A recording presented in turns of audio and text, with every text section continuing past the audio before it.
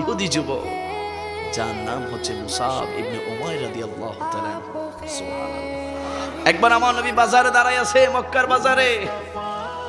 মুসাব ইবনে উমাইর হঠাৎ করে দেখতে পেলেন কে যেন একজন দাঁড়িয়ে আছে, যার পিছনের চুলগুলা সাগরের ঢেউয়ের মতো ঢেউ খাচ্ছে। সুবহানাল্লাহ। অবাক নয়নে অবাক দৃষ্টিতে তাকিয়ে আছে, এত সুন্দর চুল। তিনি কে? যখন ঘাড় মুবারকটা ফেরালেন, আমার নবীর নূরানী চেহারা মুবারক দেখার সাথে সাথে মুসাব ইবনে উমাইর আমার নবীর নূরানী চেহারা মুবারকের প্রতি ফিদা হয়ে গেলেন। যদি বলি সুবহানাল্লাহ। হায় হায়, এত সুন্দর, এত নূরানী, এত চেহারা আনোয়ার আমি মুসাব জন্মের পরও দেখি নাই। তিনি কে? তিনি কে? তিনি কে?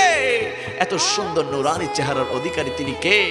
খবর নিতে লাগলেন, জানতে পারলেন তিনি মুসলমানদের নবী, ইসলামের নবী মুহাম্মদুর রাসূলুল্লাহ সাল্লাল্লাহু আলাইহি ওয়াসাল্লাম। চিৎকার দিয়ে বলি না সুবহানাল্লাহ। ঘরে গেলেন ইহুদি যুবক মুসাব ইবনে উমাইর। যাওয়ার পরে ইহুদি মাকে বলতে লাগলেন, মা গো, আমার দিল ছটফট করছে, আমার হৃদয় উতাল পাতাল হয়ে আছে, আমি অস্থির হয়ে আছি। ইহুদি মা বলে, কি হয়েছে মুসাব? আমি মাকে বলো, তোমার কি হয়েছে?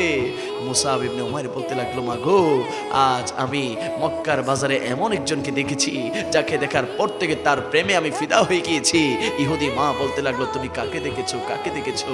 মুসাব ইবনে উমাইর বলতে লাগলো, আমি মুহাম্মদুর রাসূলুল্লাহকে দেখেছি। যিনি বলি সুবহানাল্লাহ।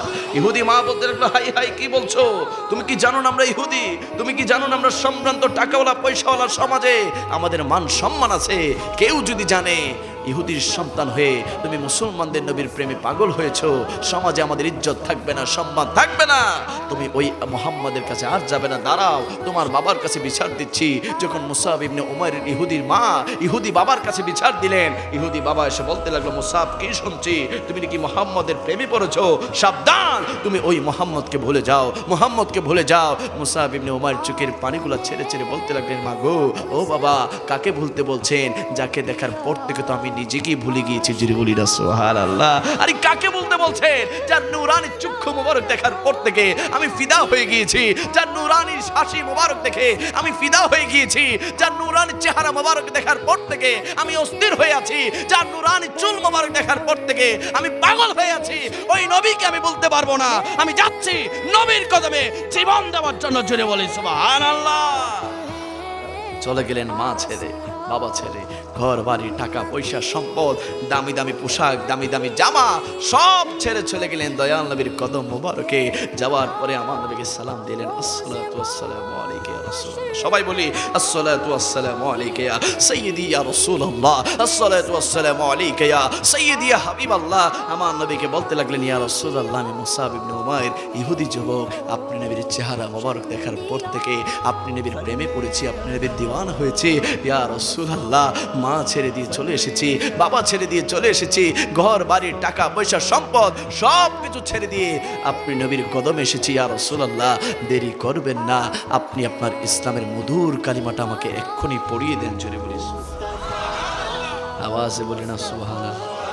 আমার নবীর সাথে সাথে পড়ে দিলেন মধুর কালিমা। সবাই বলি, লা ইলাহা ইল্লাল্লাহু মুহাম্মাদুর রাসূলুল্লাহ সাল্লাল্লাহু আলাইহি ওয়াসাল্লাম। মুসাব ইবনে উমাইর বলতে লাগলো, ইয়া রাসূলুল্লাহ, আমি কিভাবে আপনাকে খুশি করতে পারি? কিভাবে আপনাকে রাজি করতে পারি? কি করলে আপনি খুশি হবেন? কি করলে আপনি রাজি হবেন? আমার নবী বলতে লাগলো, তোমার অন্য কিছু করতে হবে না, এখন থেকে তুমি মুসাব আমি নবীর খেদমতে নিয়োজিত থাকবে। জোরে বলি না সুবহানাল্লাহ। আরে আমার নবী যখন ওযু করতে যায়, মুসাব ইবনে উমাইর আমার নবীকে ওযুর পানি ঢেলে দেয়। আমার নবী যখন গোসলে যায়, মুসাব ইবনে উমাইর আমার নবীকে গোসলের পানির ব্যবস্থা করে দেয়।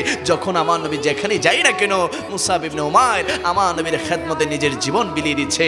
একদিন আমার নবী সাহাবায়ে কেরামদেরকে ডাকলেন, ও সাহাবীরা, এদিকে আসো, এদিকে আসো, উহুদের ময়দানে যাব যুদ্ধ করতে, জিহাদ করতে, মুশরিকদের সাথে, মুনাফিকদের সাথে, বেদুইনদের সাথে, কাফেরদের সাথে ইসলামের জন্য আমরা যুদ্ধ করতে যাব, জিহাদ করতে যাব।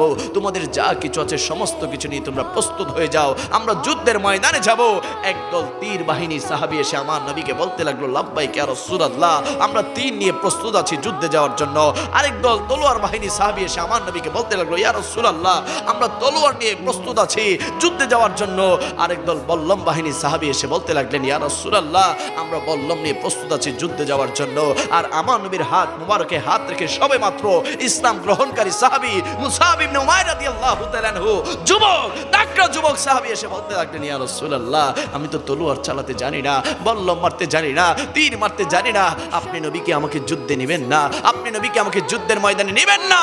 আমার নবী বলতে লাগলো, হা হা মুসাব, তোমাকে যুদ্ধে নিব, তবে তোমার তলোয়ার চালাতে জানতে হবে না, তীর মারতে জানতে হবে না, বল্লম আঘাত করতে হবে না, বরং তুমি মুসাব আমি নবীর ইসলাম এই ঝান্ডাকে, ইসলামের পতাকাকে, কালিমার পতাকাকে যুদ্ধের ময়দানে উঁচু করে তুমি ধরে রাখবে। জোরে বলি না সুবহানাল্লাহ, আওয়াজে বলি না সুবহানাল্লাহ। আরে আমার নবী যুদ্ধে গেলেন, যুদ্ধে গেলেন, যুদ্ধ শুরু হয়ে গেল, সাহাবায়ে কেরামরা যুদ্ধ শুরু করে দিলেন, সাহাবায়ে কেরামরা এখন যুদ্ধ করতে লাগলেন, আমার নবী যুদ্ধ করতে লাগলেন। মুসাব ইবনে উমাইর কালিমার পতাকা নিয়ে দাঁড়িয়ে আছে আর চিন্তা করতে লাগলেন আর টেনশন করতে লাগলেন, হাই হাই আমার হাতে তলোয়ার নাই, তীর নাই, বল্লম নাই, আমার নবী যুদ্ধ করছে, যদি কাফেররা মুশরিকরা আমার নবীর শরীর মোবারকে আঘাত করে আমার নবীর তো ক্ষতি হয়ে যাবে, আমার নবী তো ক্ষতি হয়ে যাবে, আমি মুসাব থাকতে আমার নবীর শরীর মোবারকে আঘাত আসবে, এটা সম্ভব না, এটা সম্ভব না।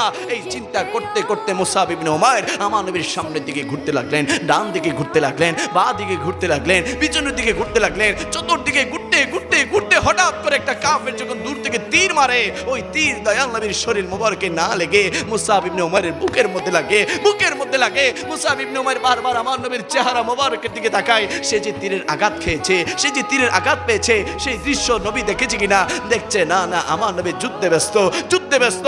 মুসাব ইবনে উমাইর সামনে এসে আরেকটা মুশরিক মুনাফিক এসে মুসাব ইবনে উমাইরের বাম হাতের মধ্যে তলোয়ার দিয়ে একটা আঘাত করে, সাথে সাথে জমিনের মধ্যে মুসাব ইবনে উমাইরের ওই যুবকের বাম হাতটা জমিনে পড়ে যায়। আবারও নবীর দিকে তাকায়, দেখে আমার নবী যুদ্ধে ব্যস্ত, ওই মুশরিক ডান হাতের মধ্যে আঘাত করে ডান হাতটা জমিনে পড়ে যায়। ওই মুশরিক যখন পেটের মধ্যে আঘাত করে তলোয়ার দিয়ে, ওই মুসাব ইবনে উমাইর একটা চিৎকার দিয়ে বললেন, ইয়া রাসূলুল্লাহ, ইয়া রাসূলুল্লাহ, ইয়া রাসূলুল্লাহ।